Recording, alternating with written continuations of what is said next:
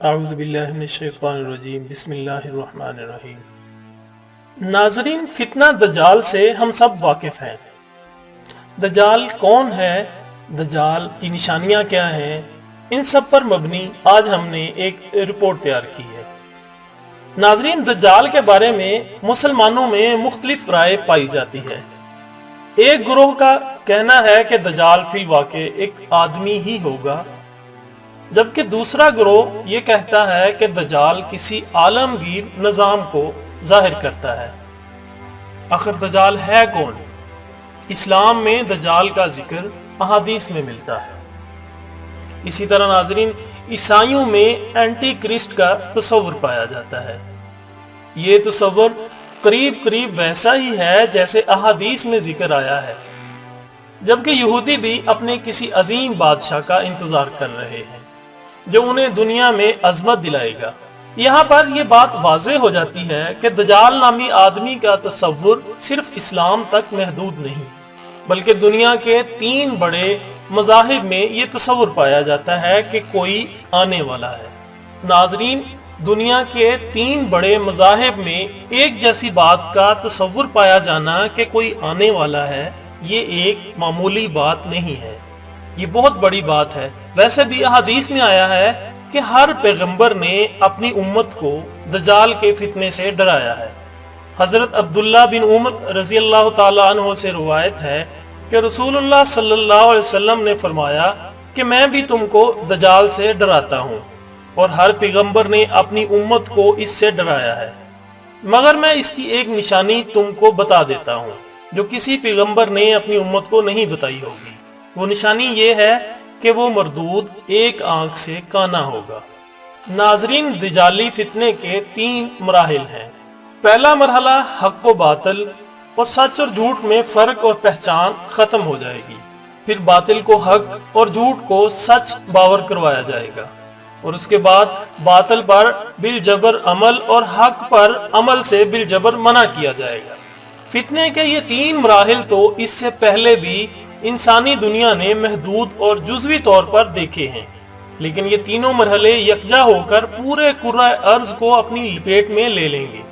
ناظرین، دجال کے بارے میں کچھ اور نشانیاں بتائی جاتی ہیں۔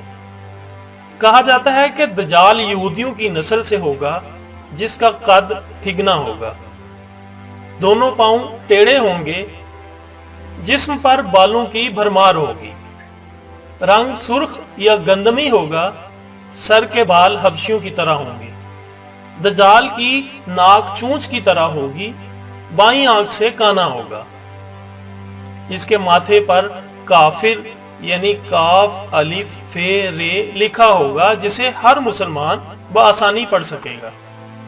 اس کی آنکھ سوئی ہوگی مگر دل جاگتا رہے گا۔ شروع میں وہ ایمان و اصلاح کا دعویٰ لے کر اٹھے گا، لیکن جیسے ہی اس کے پیروکاروں میں اضافہ ہوگا وہ نبوت اور خدائی کا دعویٰ کر دے گا، نعوذ باللہ۔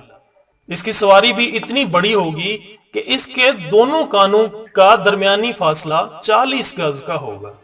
ایک قدم تا حد نگاہ مسافت کو طے کر لے گا۔ دجال پکا جھوٹا اور اعلیٰ درجے کا شعبدے باز ہوگا۔ اس کے پاس غلوں کے ڈھیر ہوں گے، پانی کی نہریں ہوں گی، زمین میں مدفون تمام خزانے باہر نکل کر شہد کی مکھیوں کی مانند اس کے ساتھ ہو لیں گے۔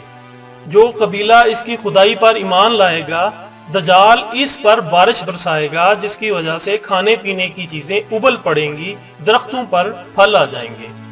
کچھ لوگوں سے آ کر کہے گا کہ اگر میں تمہارے ماں باپ کو زندہ کر دوں تو تم کیا میری خدائی کا اقرار کرو گے؟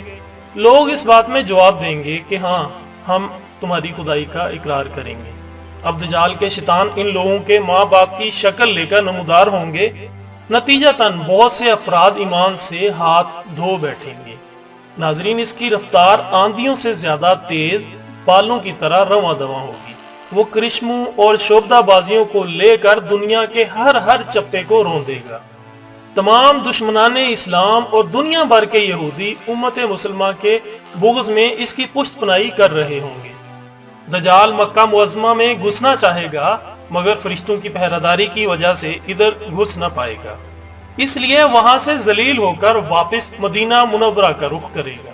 اس وقت مدینہ منورہ کے 7 دروازے ہوں گے اور ہر دروازے پر فرشتوں کا پہرا ہوگا، لہٰذا یہاں پر بھی اس کو منہ کی کھانی پڑے گی۔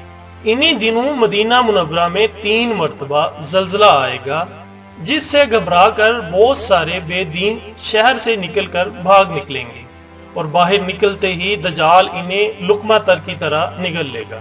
آخر کار ایک بزرگ اس سے بحث و مباحثے کے لیے نکلیں گے اور خاص اس کے لشکر میں پہنچ کر اس سے متعلق پوچھیں گے۔ لوگوں کو اس کی باتیں اچھی نہیں لگیں گی، لہٰذا اس کے قتل کا فیصلہ کریں گے، مگر انہی میں سے چند افراد آڑے آ کر یہ کہہ کر روک دیں گے کہ ہمارے خدا دجال کی اجازت کے بغیر اس کو قتل نہیں کیا جا سکتا۔ چنانچہ اس بزرگ کو دجال کے دربار میں حاضر کیا جائے گا، جہاں پہنچ کر یہ بزرگ چلا اٹھے گا کہ میں نے پہچان لیا، تو ہی دجال ملعون ہے، اور رسول اللہ صلی اللہ علیہ وسلم نے ہمیں تیرے ہی خروج کی خبر دی تھی۔ دجال اس خبر کو سنتے ہی آپے سے باہر ہو جائے گا اور اس کو قتل کرنے کا فیصلہ کرے گا۔ درباری فوراً اس کے 2 ٹکڑے کر دیں گے۔ اب دجال اپنے حواریوں سے کہے گا کہ اگر میں اس کو دوبارہ زندہ کر دوں تو کیا تم کو میری خدائی کا پختہ یقین ہو جائے گا؟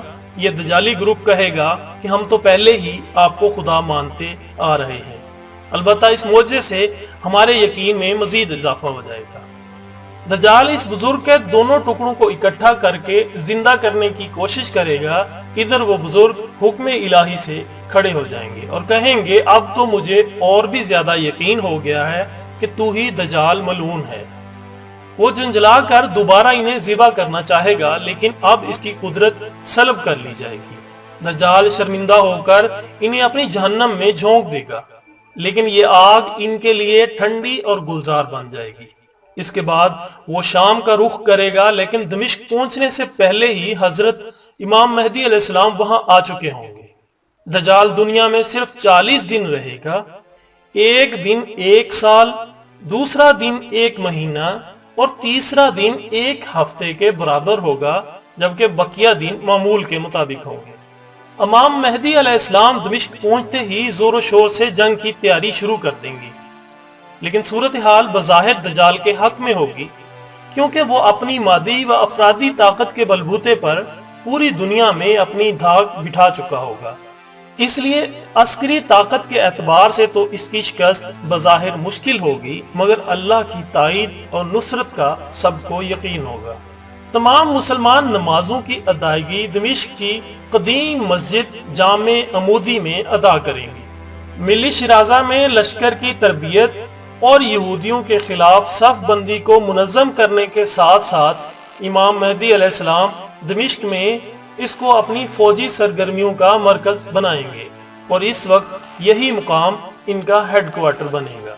امام مہدی علیہ السلام ایک دن نماز پڑھانے کے لیے مصلی کی طرف بڑھیں گے تو عین اسی وقت حضرت عیسیٰ علیہ السلام کا نزول ہوگا۔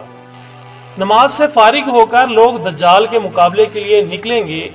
دجال حضرت عیسیٰ علیہ السلام کو دیکھ کر ایسا گھلنے لگے گا جیسے نمک پانی میں گھل جاتا ہے، اور پھر حضرت عیسیٰ علیہ السلام آگے بڑھ کر اس کو قتل کر دیں گے، اور حالت یہ ہوگی کہ شجر و حجر آواز لگائیں گے کہ اے روح اللہ، میرے پیچھے یہودی چھپا ہوا ہے۔ چنانچہ وہ دجال کے چیلوں میں سے کسی کو بھی نہ چھوڑیں گے۔ پھر حضرت عیسیٰ علیہ السلام صلیب کو توڑ دیں گے، یعنی صلیب پرستی ختم کریں گے، خنزیر کو قتل کر کے جنگ کا خاتمہ کریں گے۔ اس کے بعد مال و دولت کی اتنی فراوانی ہوگی کہ اسے کوئی قبول نہ کرے گا، اور لوگ ایسے دیندار ہو جائیں گے کہ ان کے نزدیک ایک سجدہ دنیا و مفیہا سے بہتر ہوگا۔ ناظرین، یہاں پر اختتام ہوتا ہے دجالی فتنے کی سٹوری کا۔ امید کرتے ہیں کہ آپ کو پسند آئی ہوگی۔ اپنا دوستوں، رشتہ داروں اور اپنے ارد گرد کا بہت خیال رکھیے گا۔ اللہ حافظ۔